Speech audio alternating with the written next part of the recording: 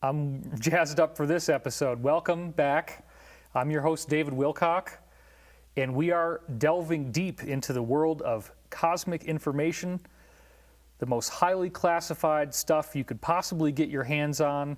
It's been jealously guarded behind so many compartmented layers of secrecy that it was just never available before now. If you've been following our narrative arc and you've been watching through previous episodes, we've already covered some really incredible stuff.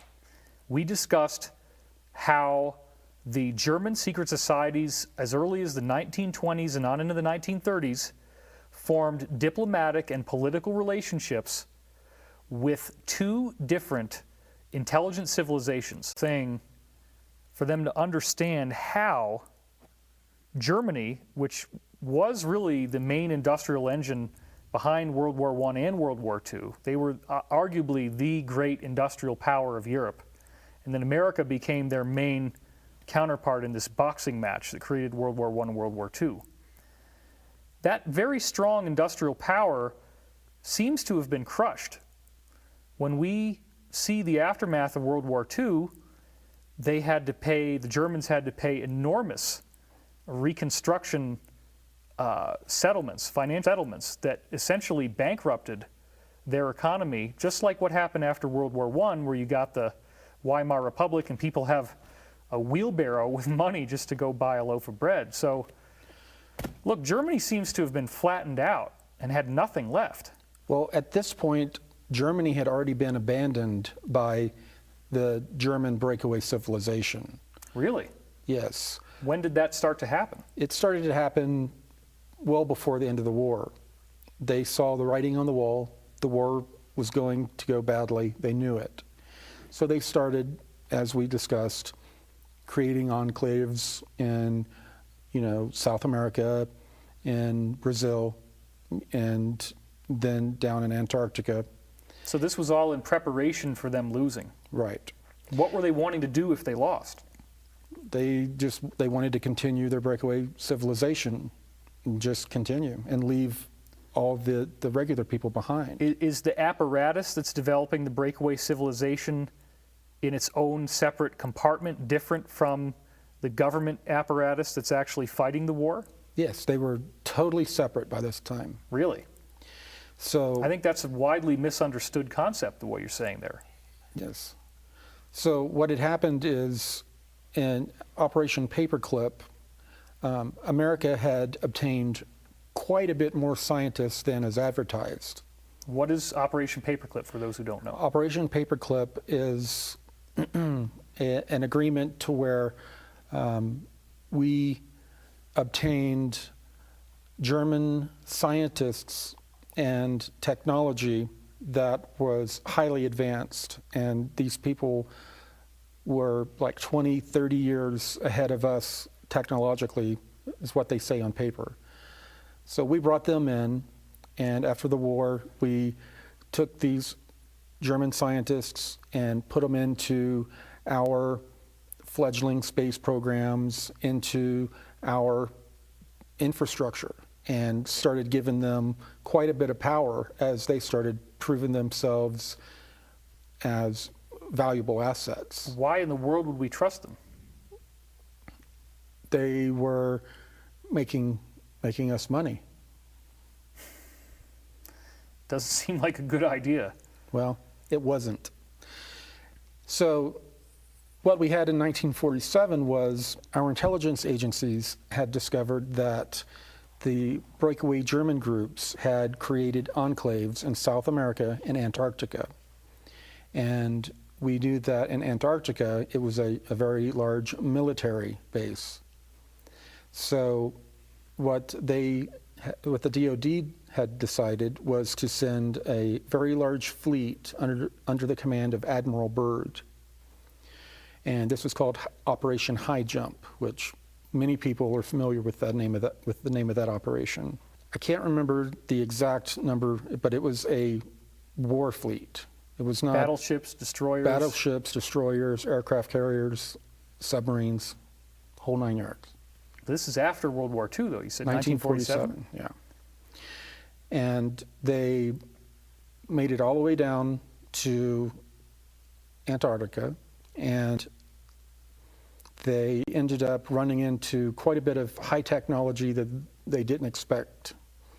There were these highly advanced aircraft that were coming up out of the water and from mainland Antarctica that were shooting down their craft and causing major damage on, I think, several destroyers, and their lives were lost. They really had the rear ends handed to them. With shooting them down with rockets or machine guns or Advanced weaponry. really?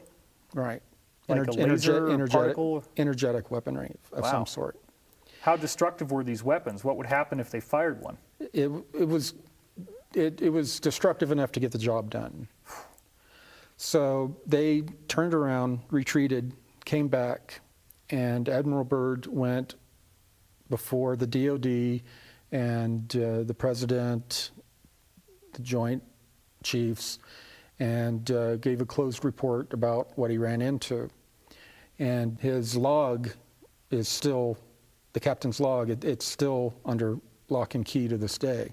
Some of his comments made it out into the public realm to where he said, the next war, we will be attacked by aircraft that will fly pole to pole in a matter of minutes. You know, a couple little comments got out like that from him. But this caused the DOD and the intelligence agencies to go to the paperclip scientists. And But wait a minute, I was a geek and I read like 300 books on Atlantis and all this, and they say that Admiral Byrd saw the flat Earth, that there were mammoths and cavemen. that's a bunch of stuff that came out later that has nothing to do with the actual mission that he was on. Was it disinformation? Was it planted It disinformation? was either disinformation or somebody with a large imagination. I don't know which. Okay. But they ended up getting in contact with some of these paperclip German scientists and asked about it, and some of them came clean and said, yes, we know about this group. And they said, that they being the American intelligence and government, said, well, can you get us in contact with them? So these Really? paperclip scientists started a dialogue between the Americans and then, I believe it was Truman. Did they do this over radio communications, some sort of encrypted communication? Well, it started out radio communications. And they arranged for a meeting between Truman and this breakaway group. No kidding. And this breakaway group started making some pretty heavy demands that Truman didn't like. So if high jump is 1947, what are we now talking in time? And immediately after that. Really? Yeah. So there was, after that, there was a period of contention. The German breakaway civilization found out through the paperclip Germans that after Roswell and a couple other previous crashes from extraterrestrial craft, that we had created a policy that it was above, top secret, above nuclear weapons, that the existence of extraterrestrials and certain technologies was never to be released to mankind. And it was because it would destroy society and all that. That was their reasoning. So the German breakaway group down in Antarctica took advantage of this and pretty much started doing sorties over the United States. And this includes the 1952 flyovers of Washington, D.C. that were 2 weeks apart. I always had thought that was extraterrestrials. They flew right over the Congress. That was the German breakaway group. And that was their way of saying, agree to our terms, sign a treaty with us, or we're going to break this wide open, and we know that that is your worst nightmare. You don't want the American people knowing anything about this. Well, they'd lose control of the oil, so they'd lose their money, Right. they'd lose the economy, Exactly. they'd lose political credibility. Wow. So it's the offer they couldn't refuse. Right. So this was happening at the end of Truman's time and at the beginning of Eisenhower's time in office. At this point, did the President of the United States still actually have the final say-so on the military and what they were doing? Yes, he still had quite a bit of power. Okay. And Eisenhower and Truman were the ones that signed treaties with this group. Wow. And what this did is this brought the German breakaway group here to the U.S. Now, both groups had an agenda. The Americans had a plan that when the German breakaway group got here, we were going to infiltrate them, get their technology, find a way to defeat them, to use clean language, and then come out the winner. Well, the German breakaway group had exactly the same plan. They wanted to build out the infrastructure in deep space or in our solar system, and who better to do that than the United States, because we had defeated them with our industrial might. That is what defeated them. We built more tanks, we built more bombs. It was attrition that, caused them to lose the war. Did this German group get out with gold? Like, did they have their own source of funding that they could use if they had potential labor pools to activate? They had lots of gold and plunder that they had. But they need workers. They need actual industrial infrastructure. They need industrial infrastructure, and they needed access to our corporations, which signed the checks and created the business plans and helped build out the infrastructure. So what happened is they basically won the little competition of who would infiltrate who. They completely infiltrated the military-industrial complex. And completely infiltrated? Completely. That's a very provocative statement. Yes. How do you define completely infiltrated? Well, they had already had a pretty good foothold with the German paperclip scientists. And when they came in with all this high technology, the fat cat businessmen, they didn't care who they were. They didn't care if they were German breakaway groups. They didn't care what patch was on their shoulder. These banker fat cats and big company bigwigs just had dollar signs in their eyes.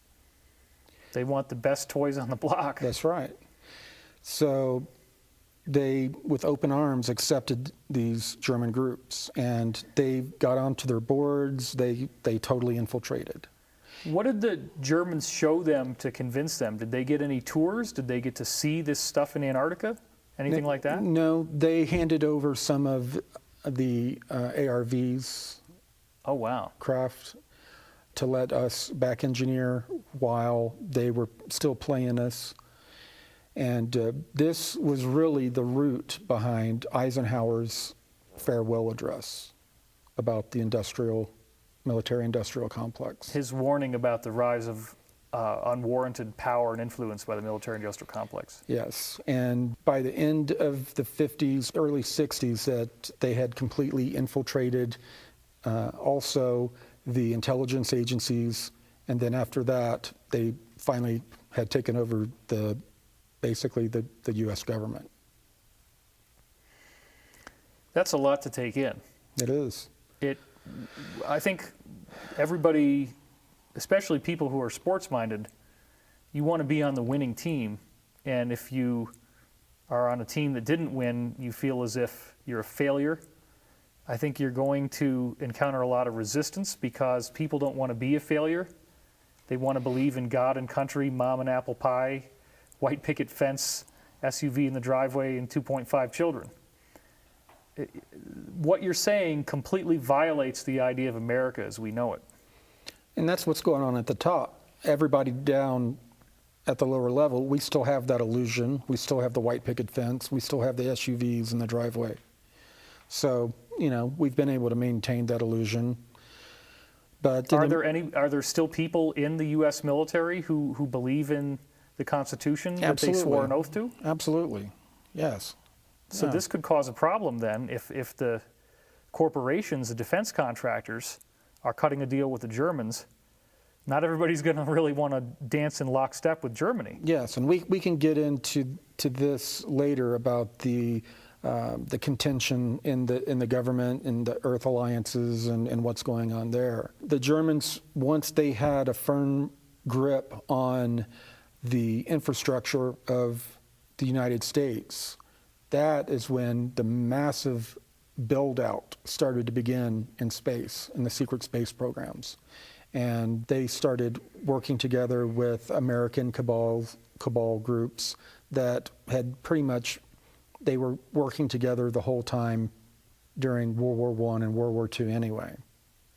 So at that point, that's when they started to build out the secret space program in earnest and the massive infrastructure that I'm talking about. So you said high jump 1947, Truman starts to meet with him right after high jump.